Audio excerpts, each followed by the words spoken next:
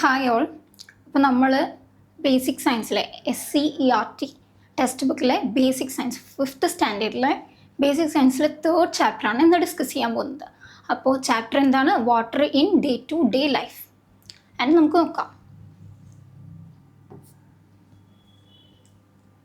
അപ്പോൾ ഈ ചാപ്റ്ററിൽ മെയിനായിട്ട് പറയുന്നത് വാട്ടറിനെ പറ്റിയിട്ടാണ്. വാട്ടർ ആൻഡ് അതിൻ്റെ യൂസസ് ആൻഡ് കൺസർവേഷൻ്റെ ഇമ്പോർട്ടൻസ്, ഇതിനെ പറ്റിയൊക്കെയാണ് ഈ ചാപ്റ്ററിൽ ഡിസ്കസ് ചെയ്യുന്നത്.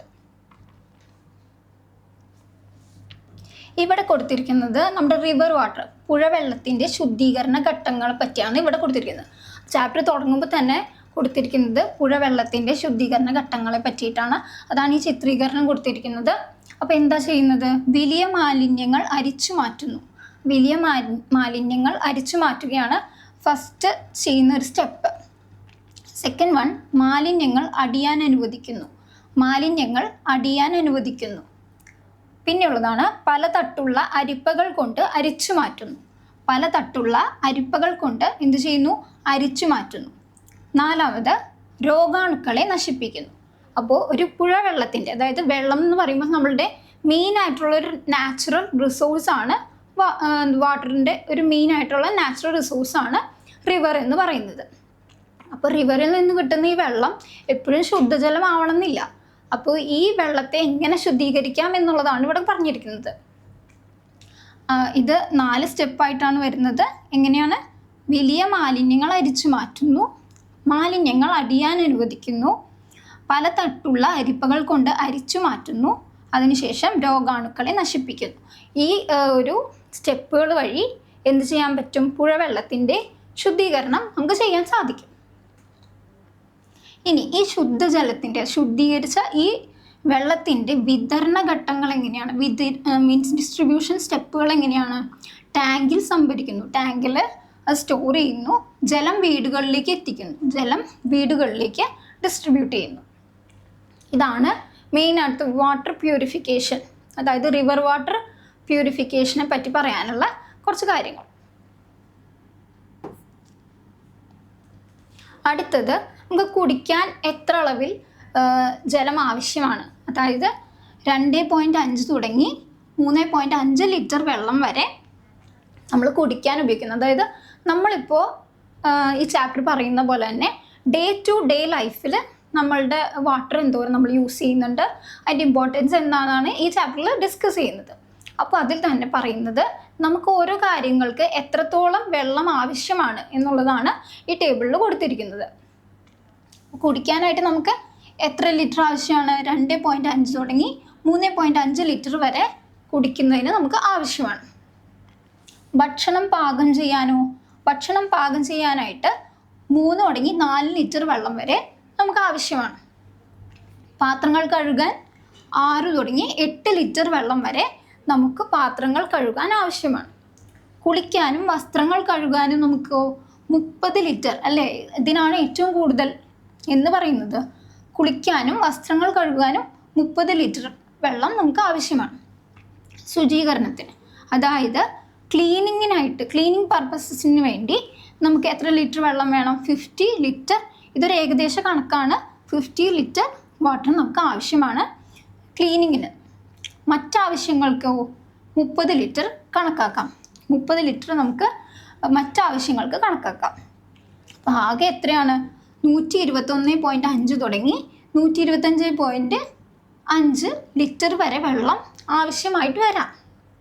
ഇത്രയാണ് നമ്മളുടെ ഒരു ടോട്ടൽ എന്ന് പറയുമ്പോൾ ഒരു ദിവസം നമുക്ക് ആവശ്യമുള്ള വെള്ളം എന്ന് പറയുന്നത്, വെള്ളത്തിൻ്റെ അളവ് എന്ന് പറയുന്നത് ഇങ്ങനെയാണ് വരുന്നത്. അപ്പോൾ നമുക്ക് അതിൽ നിന്ന് മനസ്സിലാക്കാം വെള്ളം എന്ന് പറയുന്നത് അത്രത്തോളം അമൂല്യമാണ്. കൂടുന്ന ആവശ്യവും കുറയുന്ന ലഭ്യതയും. ജനസംഖ്യാ വർധനവും ജലമലിനീകരണത്തിൻ്റെ തോതിലുള്ള വർധനവും കാരണം ശുദ്ധജല ലഭ്യത കുറഞ്ഞു വരികയാണ്. ലോകത്തെ 200 കോടിയോളം മനുഷ്യർക്ക് ആവശ്യത്തിന് ശുദ്ധജലം ലഭിക്കുന്നില്ല എന്നാണ് കണക്കുകൾ സൂചിപ്പിക്കുന്നത്. അതായത് ഇപ്പം നമ്മുടെ ലോകത്ത് ഏറ്റവും കൂടുതൽ വരുന്ന ഒരു ക്രൈസിസ് എന്ന് പറയുന്നത് വാട്ടർ സ്കേഴ്സിറ്റി ആണ് അല്ലേ? ശുദ്ധജലം ലഭിക്കുന്നില്ല എന്നാണ് കണക്കുകൾ സൂചിപ്പിക്കുന്നത്. ഈ സ്ഥിതികൾ തുടർന്നാൽ വരും വർഷങ്ങളിൽ ജലക്ഷാമം കൂടുതൽ രൂക്ഷമാകുമെന്ന് കരുതപ്പെടുന്നു. അതായത് ഏറ്റവും കൂടുതൽ നമ്മൾ ഇനി ഫേസ് ചെയ്യാൻ പോകുന്ന ഒരു പ്രശ്നം എന്ന് പറയുന്നത് വാട്ടർ സ്കേഴ്സിറ്റിയാണ്. അതായത് ജലക്ഷാമമാണ് നമ്മൾ ഏറ്റവും കൂടുതൽ ഇനി ഫേസ് ചെയ്യാൻ പോകുന്ന ഒരു പ്രോബ്ലം എന്നാണ് പറയുന്നത്. ജലമലിനീകരണം മൂലമുള്ള രോഗങ്ങൾ കൊണ്ട് ലോകത്ത് പ്രതിവർഷം ദശലക്ഷക്കണക്കിന് ആളുകൾ മരിക്കുന്നുണ്ട്. അതായത് ഈ വാട്ടറിൽ നിന്ന് സ്പ്രെഡ് ആവുന്ന ഒരുപാട് രോഗങ്ങളുണ്ട് അല്ലേ. ഈ രോഗങ്ങൾ കാരണം ഒരുപാട് മനുഷ്യന്മാർ നമ്മളുടെ ഓരോ ദിവസങ്ങളിലും മരിക്കുന്നുണ്ട് ലോകത്ത്.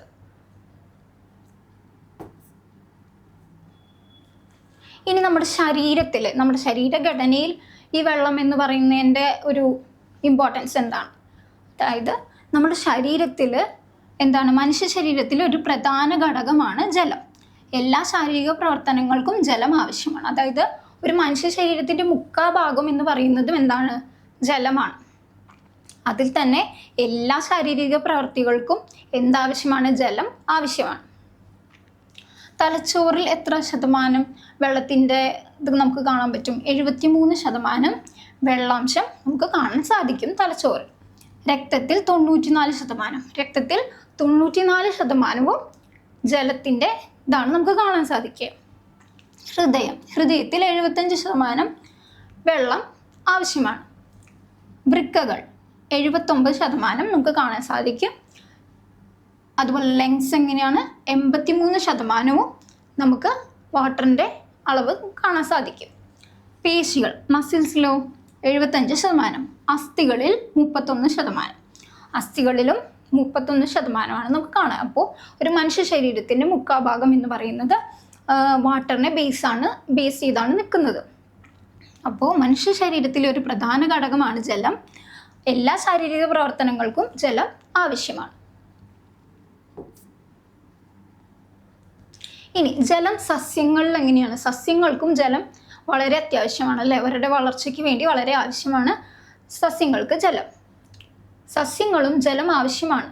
എന്തെല്ലാം ധർമ്മങ്ങളാണ് ജലം സസ്യങ്ങളിൽ നിർവഹിക്കുന്നത്? അപ്പോൾ സസ്യങ്ങൾ ഈ ജലത്തെ എങ്ങനെ ഉപകാരപ്പെടുത്തുന്നു എന്നുള്ളതാണ് പറയുന്നത്. ആഹാരത്തെ ഇലകളിൽ നിന്നും മറ്റ് സസ്യഭാഗങ്ങളിൽ എത്തിക്കുന്നതിന്. ആഹാരത്തെ അപ്പോൾ ഇലകളിലാണ്, നമ്മൾ കഴിഞ്ഞ ചാപ്റ്ററിൽ പഠിച്ചു, ഇലകളിലാണ് അവർ ഫുഡ് ഉണ്ടാക്കുന്നത് അല്ലേ. പ്ലാന്റ്സ് ഫുഡ് ഉണ്ടാക്കുന്നത് ഇലകളിലാണ്.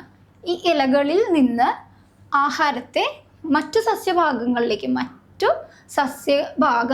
പ്ലാന്റിലെ പാർട്സിലേക്ക് എത്തിക്കുന്നത് ഇതുവഴിയാണ് എത്തിക്കുന്നത്. അപ്പോൾ ഈ ആഹാരത്തെ ഇലകളിൽ നിന്നും മറ്റു സസ്യഭാഗങ്ങളിലേക്ക് എത്തിക്കുന്നതിന് എന്തുപയോഗിക്കുന്നു? വാട്ടർ യൂസ് ചെയ്യുന്നു. പ്ലാന്റ്സ് വാട്ടർ യൂസ് ചെയ്യുന്നു. പിന്നെന്തിനാണ്? ഫോട്ടോസിന്തസിസ് അതായത് ഈ പ്രൊഡക്ഷൻ ഓഫ് ഫുഡ് എന്ന് പറയുന്ന ആ ഒരു ഇതിനെയാണ് പറയുന്നത് ഫോട്ടോസിന്തസിസ്. നമ്മൾ കഴിഞ്ഞ ക്ലാസ്സിൽ പറയുന്നുണ്ടായി. അപ്പോൾ ഈ ഫോട്ടോസിന്തസിസിനും എന്താവശ്യമാണ്? വാട്ടർ എന്ന് പറയുന്നത് ഒരു പ്രധാനമായിട്ടുള്ള എലമെൻ്റാണ്. ആഗിരണം ചെയ്ത ലവണങ്ങൾ ഇലകളിൽ എത്തിക്കുന്നത്, അതായത് അബ്സോർബ് ചെയ്തിട്ടുള്ള മിനറൽസ്, വിറ്റാമിൻസ് ആൻഡ് മിനറൽസ് നമ്മുടെ പ്ലാന്റ്സിന് ആവശ്യമാണ്. പ്ലാന്റ്സിൻ്റെ ഗ്രോത്തിനും ഫുഡ് ഉണ്ടാക്കുന്നതിനും ആവശ്യമായിട്ടുള്ള വിറ്റാമിൻസ് ആൻഡ് മിനറൽസ് ഇലകളിൽ എത്തിക്കുന്നതിനും എന്തുപയോഗിക്കുന്നു? വാട്ടർ ഉപയോഗിക്കുന്നു. സസ്യശരീരത്തിൻ്റെ ഘടന നിലനിർത്തുന്നതിന്, അതായത് സസ്യത്തിൻ്റെ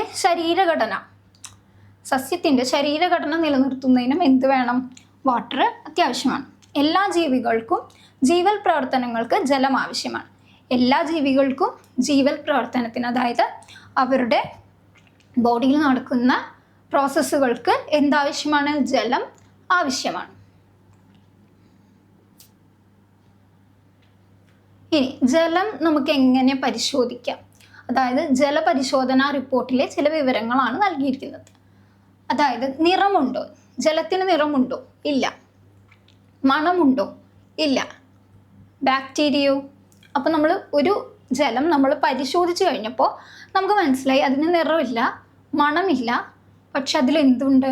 ബാക്ടീരിയ ഉണ്ട്. അപ്പോൾ നിറവും മണവും ഇല്ലാത്തത് കൊണ്ട്, അല്ലെങ്കിൽ അതിന് മലിനീകരിക്കപ്പെട്ടിട്ടുണ്ടെന്ന് ആദ്യം നമുക്ക് തോന്നില്ല, എന്നാലും അതിൽ ബാക്ടീരിയ ഉണ്ടാവാം. ഇത്തരത്തിൽ ജലം പരിശോധിക്കുന്നത് കൊണ്ടുള്ള ഗുണം എന്താണ്? അപ്പോൾ ഇങ്ങനെ ജലം നമ്മൾ ടെസ്റ്റ് ചെയ്യുമ്പോൾ, വാട്ടർ ടെസ്റ്റ് ചെയ്യുമ്പോൾ നമുക്ക് എന്ത് മനസ്സിലാക്കാം? അതിൽ ബാക്ടീരിയ അതുപോലുള്ള രോഗാണുക്കൾ ഉണ്ടോ എന്ന് മനസ്സിലാക്കാം. ഇനി നമ്മൾ കുടിക്കുന്ന വെള്ളം ശുദ്ധമാണോ എന്നുള്ളത് ഉറപ്പുവരുത്തേണ്ടത് നമ്മുടെ കടമയാണ് അല്ലേ. അപ്പോൾ ഇതുപോലുള്ള വാട്ടർ ടെസ്റ്റുകൾ ചെയ്യുന്നതാണ് അതിന് നല്ലത്. അല്ലെങ്കിൽ വാട്ടർ പ്യൂരിഫിക്കേഷൻ മെത്തേഡ്സ് ഇപ്പോൾ കുറേ വന്നിട്ടുണ്ട്, അതിപ്പോൾ നമുക്ക് ചെയ്യാവുന്നതാണ്. ഇനി ജലത്തിന് ആകൃതി ഉണ്ടോ? ജലത്തിന് ആകൃതി ഉണ്ടോ എന്നാണ് ചോദിച്ചിരിക്കുന്നത്. അതായത് വാട്ടറിന് ഒരു ഷേപ്പ് ഉണ്ടോ എന്നാണ് ചോദിച്ചിരിക്കുന്നത്. വാട്ടറിന് അങ്ങനെ ഷേപ്പില്ല. കാരണം നമ്മൾ ഏത് കണ്ടെയ്നറിലാണോ വാട്ടർ എടുക്കുന്നത് അതിൻ്റെ ഷേപ്പിലേക്കാണ് വാട്ടർ വരിക. അപ്പോൾ അതാണ് കാണിച്ചിരിക്കുന്നത്. ഒരു ഗ്ലാസ് ആണെന്നുണ്ടെങ്കിൽ ആ ഗ്ലാസിൻ്റെ ഷേപ്പിലാണ്. അങ്ങനെ ഏത് ആണ് കണ്ടെയ്നർ എന്ന് വെച്ചാൽ ആ കണ്ടെയ്നറിൻ്റെ ഷേപ്പിലാണ് നമുക്ക് വാട്ടർ കാണാൻ പറ്റുക. അങ്ങനെ ജലത്തിന് ആകൃതി ഇല്ല. പഞ്ചസാര, ഉപ്പ്, വിനാഗിരി, അപ്പക്കാരം, സോപ്പ് പൊടി, മണ്ണെണ്ണ, വെളിച്ചെണ്ണ, മെഴുക്, കർപ്പൂരം, തുരിശ്, പൊട്ടാസ്യം പെർമാഗ്നേറ്റ്, ഇവയൊക്കെ എന്താണ്?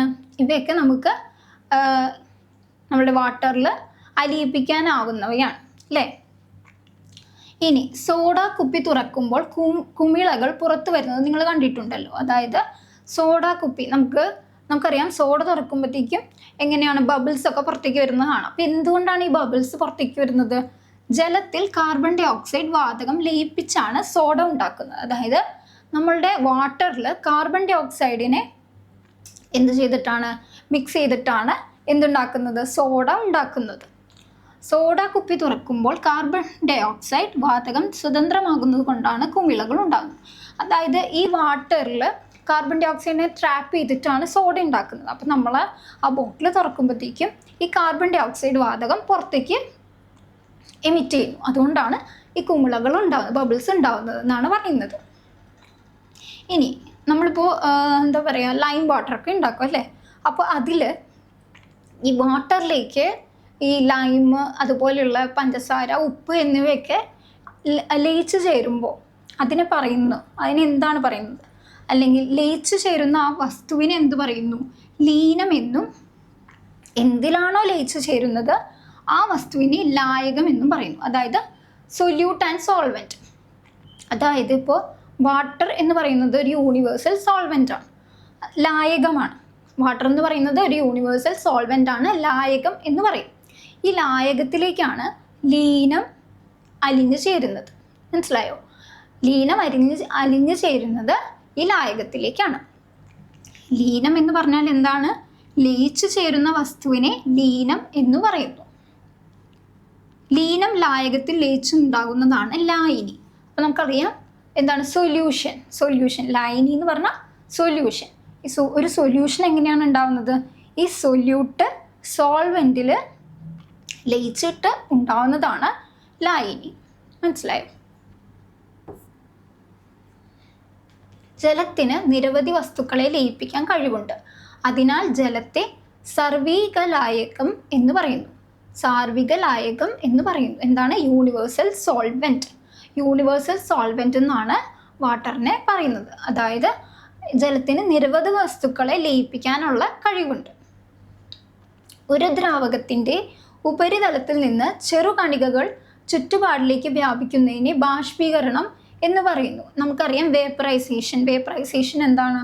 അതായത് ഒരു ദ്രാവകത്തിൻ്റെ, ഒരു ലിക്വിഡിൻ്റെ സർഫേസിൽ നിന്ന് എന്താണ് സ്മോൾ മോളിക്യൂൾസ് സറൗണ്ടിങ്സിലേക്ക് സ്പ്രെഡ് ചെയ്യുന്നതിനെയാണ് എന്ത് പറയുന്നത്? വേപ്പറൈസേഷൻ എന്ന് പറയുന്നത്. ചൂടാകുമ്പോൾ ബാഷ്പീകരണത്തിൻ്റെ തോത് വർദ്ധിക്കുന്നു. അതായത് ഇപ്പോൾ നമ്മൾ ഹീറ്റ് അപ്ലൈ ചെയ്യുമ്പോഴത്തേക്കും ഈ വേപ്പറൈസേഷൻ്റെ ലെവൽ എങ്ങനെയാണ്? ഇൻക്രീസ് ചെയ്യുകയാണ് ചെയ്യുന്നത്. ബാഷ്പീകരണം എല്ലാ താപനിലയിലും സംഭവിക്കുന്നു. അതായത് ബാഷ്പീകരണം എല്ലാ താപനിലയും, അതായത് എത്രയാണ് ഹീറ്റ് കൊടുക്കുന്നത് എന്നുള്ളതിലല്ല, ഹീറ്റ് കൊടുത്തു കഴിയുമ്പോൾ എന്തായാലും അവിടെ വേപ്പറൈസേഷൻ സംഭവിക്കും. ഖരം, ദ്രാവകം, വാതകം എന്നീ 3 അവസ്ഥകളിലും പ്രകൃതിദത്തമായി കാണപ്പെടുന്ന ഏക പദാർത്ഥമാണ് ജലം. അതായത് ഖരം, ദ്രാവകം, വാതകം, അതായത് സോളിഡ്, ലിക്വിഡ്, ഗ്യാസ് എന്നീ 3 അവസ്ഥകളിലും എന്താണ് പ്രകൃതിദത്തമായി കാണപ്പെടുന്ന ഏക പദാർത്ഥം എന്ന്. അതായത് സോളിഡ് എന്ന് പറയുന്നത് നമുക്ക് ആർട്ടിഫിഷ്യലായിട്ട് ഉണ്ടാക്കാം, അതുപോലെ തന്നെ വാതകം എന്ന് പറയുന്നതും നമുക്ക് ആർട്ടിഫിഷ്യലായിട്ട് ഉണ്ടാക്കാം. ഈ ദ്രാവകം എന്ന് പറയുന്നത് എന്താണ്? ഈ ദ്രാവകത്തിൽ തന്നെ പ്രകൃതിദത്തമായി കാണപ്പെടുന്ന ഒരു പദാർത്ഥമാണ് ജലം എന്ന് പറയുന്നത്.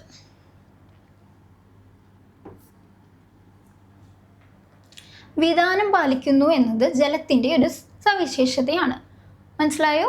വിധാനം പാലിക്കുന്നു എന്നത് ജലത്തിൻ്റെ ഒരു സവിശേഷതയാണ്. ഇനി ജലസ്രോതസ്സുകൾ, അതായത് വാട്ടർ റിസോഴ്സസ്. നമുക്ക് അറിയാം കുറേ നാച്ചുറൽ വാട്ടർ റിസോഴ്സസ് ഉണ്ട്. റിവർ, പോണ്ട്, ലേക്ക്, സീ, അതുപോലെയുള്ള ഒരുപാട് ജലസ്രോതസ്സുകൾ ഭൂമിയിലുണ്ട് അല്ലേ? ജലസമൃദ്ധമായ ഒരു ഗ്രഹമാണ് ഭൂമി. അതായത് ജലസമൃദ്ധമായ ഒരു ഗ്രഹമാണ് ഭൂമി. ഇതിൽ കൊടുത്തിട്ടുണ്ട് എന്താണ്? കരയേക്കാൾ കൂടുതൽ കടലാണ് നമ്മുടെ ഭൂമിയിൽ കാണിച്ചിരിക്കുന്നത് അല്ലേ?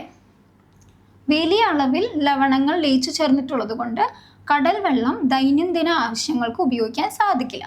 അപ്പോൾ നമ്മൾ പറഞ്ഞു ഒരു മുക്കാഭാഗം, ഭൂമിയുടെ മുക്കാഭാഗവും ജലമായിട്ടാണ് കാണിക്കുന്നത്. അപ്പോൾ ഇതിൽ തന്നെ കടലാണല്ലേ കൂടുതൽ കാണിച്ചിരിക്കുന്നത് അല്ലേ? കടൽ വെള്ളം എന്തുകൊണ്ട്? കടൽ വെള്ളം ഒരുപാടുണ്ടല്ലോ. അപ്പോൾ ഈ കടൽ വെള്ളം എന്തുകൊണ്ട് നമുക്ക് ദൈനംദിന ആവശ്യങ്ങൾക്ക് ഉപയോഗിക്കാൻ സാധിക്കില്ല? അതെന്താണ്?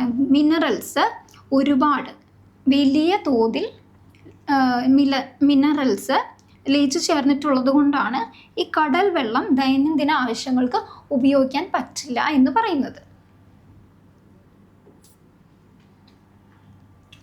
ഇനി നമുക്ക് അപ്പോൾ നമ്മൾ പറഞ്ഞു, ഇപ്പോൾ വാട്ടറിൻ്റെ ഇമ്പോർട്ടൻസ് പറഞ്ഞു, വാട്ടർ റിസോഴ്സസിനെ പറ്റി പറഞ്ഞു. അപ്പം ജലം അത്രത്തോളം അമൂല്യമാണ് എന്നുള്ളതാണ് പറയുന്നത്. അപ്പോൾ ഈ ജലം നമ്മൾ കൺസർവ് ചെയ്യേണ്ടത് നമ്മളുടെ ഉത്തരവാദിത്തമാണ്. മഴ ധാരാളം ലഭിക്കുന്ന നാടാണ് നമ്മുടേത്. എന്നാൽ വേനൽക്കാലത്ത് പല പ്രദേശങ്ങളിലും വരൾച്ച ഉണ്ടാകുന്നുണ്ട്. അപ്പം നമ്മളുടെ നാട്ടിൽ ഒരുപാട് പ്രദേശത്ത് വെള്ളമില്ലാത്ത ഒരവസ്ഥയൊക്കെ ഉണ്ടാകുന്നുണ്ട്. മഴവെള്ളം സംഭരിച്ചു വെച്ചാൽ വേനൽക്കാലത്തും ജലലഭ്യത ഉറപ്പാക്കാം. അതായത് മഴവെള്ളം സംഭരിച്ചു വയ്ക്കുന്നത് എങ്ങനെയാണ്? നമുക്ക് പിന്നീട് ഒരു വാട്ടർ സ്കേഴ്സിറ്റി ഉണ്ടായിക്കഴിഞ്ഞാൽ അതിനെ തടയാനായിട്ട് നല്ലതാണ്. അപ്പം അതിനു വേണ്ടിയുള്ള കുറച്ച് മാർഗങ്ങളാണ് ഇവിടെ കാണിച്ചിരിക്കുന്നത്. മഴവെള്ള സംഭരണി, അതുപോലെ തടയണ എന്താണ്? ബണ്ട് കെട്ടുക അല്ലേ? ബണ്ട് കെട്ടി നമ്മൾ വാട്ടറിനെ പിടിച്ചിരുത്തി അവിടെ കൺസേർവ് ചെയ്ത് വയ്ക്കുന്നതിനെയാണ് തടയണ എന്ന് പറയുന്നത്. കയ്യാല എന്ന് പറഞ്ഞു കഴിഞ്ഞാൽ എന്താണ്? ചെറിയ ചെറിയ വഴികൾ വെട്ടിക്കൊടുക്കുക, നമ്മളുടെ വെള്ളത്തിന് പോകുന്നതിന് വേണ്ടിയിട്ട് അങ്ങനെ വഴികൾ വെട്ടിക്കൊടുക്കുന്നതിനെയാണ് കയ്യാല എന്ന് പറയുന്നത്.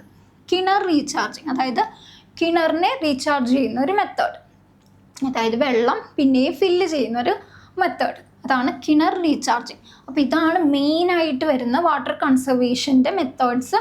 അതായത് മഴവെള്ള സംഭരണി, റെയിൻ വാട്ടർ ഹാർവെസ്റ്റിംഗ് എന്ന് നമ്മൾ പറയും.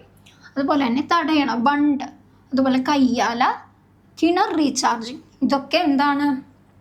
മെയിനായിട്ട് വരുന്ന വാട്ടർ കൺസർവേഷൻ മെത്തേഡ്സാണ്. അപ്പോൾ എന്താണ് ഈ ചാപ്റ്ററിൽ നിന്ന് നമുക്ക് മനസ്സിലാവുന്നത്? ശുദ്ധജലം അമൂല്യമാണ്, അത് പാഴാക്കരുത്. ശുദ്ധജലം എന്ന് പറയുന്നത് എന്താണ്? അമൂല്യമാണ്, പ്രഷ്യസ് ആണ്. അതുപോലെ തന്നെ അത് പാഴാക്കരുത് എന്നാണ് പറയുന്നത്. ഇനി നമുക്ക് PSC ചോദിക്കുന്ന 5th സ്റ്റാൻഡേർഡിൽ നിന്നുള്ള കുറച്ച് ക്വസ്റ്റ്യൻസ് നമുക്ക് ഡിസ്കസ് ചെയ്യാം. അത് സ്പെസിഫിക്കലി ഈ ചാപ്റ്ററിൽ നിന്നാണെന്ന് ഞാൻ പറയുന്നില്ല, പക്ഷേ ഈ ക്വസ്റ്റ്യൻസ് ചോദിക്കാനുള്ള സാധ്യതയുണ്ട്. അത് 5th സ്റ്റാൻഡേർഡിൽ നിന്നാണ്, 5th സ്റ്റാൻഡേർഡിൻ്റെ സിലബസിൽ നിന്നാണ് ചോദിക്കുന്നത്. നമുക്ക് ക്വസ്റ്റ്യൻസ് നോക്കാം. ഫസ്റ്റ് ക്വസ്റ്റ്യൻ, ഇന്ത്യൻ ബഹിരാകാശ പദ്ധതിയുടെ പിതാവ് ആരാന്നാണ് ചോദിച്ചിരിക്കുന്നത്. അപ്പോൾ ആൻസർ വരുന്നത് D ആണ്, വിക്രം സാരാഭായി ആണ്. എന്ത്? ഇന്ത്യൻ ബഹിരാകാശ പദ്ധതിയുടെ പിതാവ് എന്ന് പറയുന്നത് വിക്രം സാരാഭായി ആണ്. അടുത്ത ക്വസ്റ്റ്യൻ, സ്പുട്നിക് 1 വിക്ഷേപിച്ച വർഷം ഏതാണെന്നാണ് ചോദിച്ചിരിക്കുന്നത്. സ്പുട്നിക് 1 എന്ന് പറയുന്ന സാറ്റലൈറ്റ് വിക്ഷേപിച്ച വർഷമാണ് 1957 ഒക്ടോബർ 4. 1957 ഒക്ടോബർ 4-നാണ് സ്പുട്നിക് 1 വിക്ഷേപിച്ചത്. താഴെ പറയുന്നവയിൽ വായുവിലൂടെ പകരുന്ന രോഗങ്ങൾ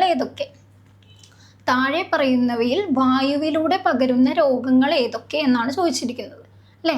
അപ്പോൾ ഓപ്ഷൻസ് വന്നിരിക്കുന്നത് എങ്ങനെയാണ്? A ചിക്കൻ ബോക്സ്, B ക്ഷയം, C മീസിൽസ്, D ജലദോഷം. അപ്പോൾ ഇതിൽ വായുവിലൂടെ പകരുന്ന, നമ്മൾ കഴിഞ്ഞ ദിവസം രോഗങ്ങളെ പറ്റിയുള്ള ചാപ്റ്റർ 2 നമ്മൾ നോക്കി അല്ലേ? രോഗങ്ങളെ പറ്റി നോക്കി. അപ്പോൾ അതിൽ വെച്ചിട്ട് എങ്ങനെ പറയാം? താഴെ പറയുന്നവയിൽ വായുവിലൂടെ പകരുന്ന രോഗങ്ങൾ ഏതൊക്കെയാണ്? A എന്ന് പറയുന്നത് ചിക്കൻ ബോക്സ്, B ക്ഷയം, സി മീസിൽസ്, ഡി ജലദോഷം. അപ്പോൾ ആൻസർ വരുന്നത് സി ആണ്. എ ബി സി ഡി, അതായത് ഇതെല്ലാം തന്നെ വായുവിലൂടെ പകരുന്ന രോഗങ്ങളാണ്. ശരീരത്തിനുള്ളിൽ വെച്ച് മുട്ട വിരിയുന്ന പാമ്പ്. അടുത്ത ക്വസ്റ്റ്യൻ ആണ്, ശരീരത്തിനുള്ളിൽ വെച്ച് മുട്ട വിരിയുന്ന പാമ്പ് ഏതാണ്? നമുക്കറിയാമല്ലേ, അതൊരു കോമൺ ആയിട്ട് നമുക്കറിയുന്ന ഒരു ചോദ്യമാണ്. ശരീരത്തിനുള്ളിൽ വെച്ച് മുട്ട വിരിയുന്ന പാമ്പാണ് അണലി. ഏതാണ്? ശരീരത്തിനുള്ളിൽ വെച്ച് മുട്ട വിരിയുന്ന പാമ്പാണ് അണലി. അടുത്ത ക്വസ്റ്റ്യൻ, കണ്ണിൽ രൂപപ്പെടുന്ന പ്രതിബിംബം എങ്ങനെയുള്ളതാണ്? കണ്ണിൽ രൂപപ്പെടുന്ന പ്രതിബിംബം എങ്ങനെയുള്ളതാണെന്നാണ് ചോദിച്ചിരിക്കുന്നത്. കണ്ണിൽ നമുക്ക് റെറ്റിനയിൽ ഉണ്ടാവുന്ന പ്രതിബിംബം എന്ന് പറയുന്നത് എങ്ങനെയുള്ളതാണ്? തല കീഴായതും ചെറുതുമാണ് അല്ലേ? തല കീഴായതും ഇൻവേർട്ടഡ് ആയിരിക്കും, അതുപോലെ തന്നെ സ്മോൾ ആയിരിക്കും. തല കീഴായതും ചെറുതുമായിരിക്കും എങ്ങനെ? കണ്ണിൽ രൂപപ്പെടുന്ന പ്രതിബിംബം. കണ്ണിൽ രൂപപ്പെടുന്ന പ്രതിബിംബം എങ്ങനെയുള്ളതാണ്? തല കീഴായതും ചെറുതുമാണ്. അടുത്ത ക്വസ്റ്റ്യൻ, താഴെ പറയുന്നവയിൽ തെറ്റായ ജോഡി കണ്ടെത്തുക. താഴെ പറയുന്നവയിൽ തെറ്റായ ജോഡി കണ്ടെത്തുക. അതായത് ഓർഗനൈസേഷൻ്റെ പേര് കൊടുത്തിട്ടുണ്ട്, അത് ഏത് രാജ്യമാണ് ഓൺ ചെയ്യുന്നത്, ഏത് രാജ്യത്തിൻ്റേതാണ് ആ ഓർഗനൈസേഷൻ എന്നുള്ളതാണ് കൊടുത്തിരിക്കുന്നത്. അപ്പോൾ ഇതിൽ തെറ്റായിട്ടുള്ള ജോഡി കണ്ടെത്താനാണ് പറഞ്ഞിരിക്കുന്നത്. ISRO ഇന്ത്യയുടെ തന്നെയാണ്, നമുക്കറിയാം അല്ലേ. ESA എന്താണ്? യൂറോപ്പിൻ്റെ ആണ്. RSA എന്താണ്? റഷ്യ. CNSA എന്തിൻ്റെയാണ്? ജപ്പാൻ്റെ ആണെന്നാണ് പറഞ്ഞിരിക്കുന്നത്. അപ്പോൾ അത് തെറ്റാണ്. CNSA ജപ്പാൻ്റെ അല്ല. അപ്പോൾ ആൻസർ വരുന്നത് ഏതാണ്? ഡി ആണ് തെറ്റ് ഉത്തരം.